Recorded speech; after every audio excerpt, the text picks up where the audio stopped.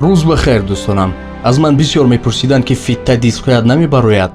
ман ҳайрон мешавам ки чаро сериалҳои туркиро мефурӯшанд, ҳамаи филмҳо, тамоми чизҳоро мефурӯшанд, аммо аз инҳо истифода намебаранд.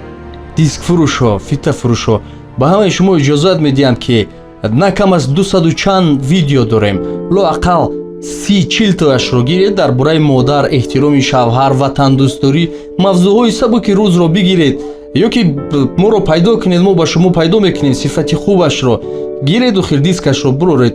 мардум бештар мардум интернет надорад ки баъд мо хоҳиш мекунад ки диск бароред, баъзан деҳотҷоҳо, қишлоқҷоҳо надоранд интернету дигар, бурда назди оилаҳо монанд, бурда назди падару модарҳо гузоранд.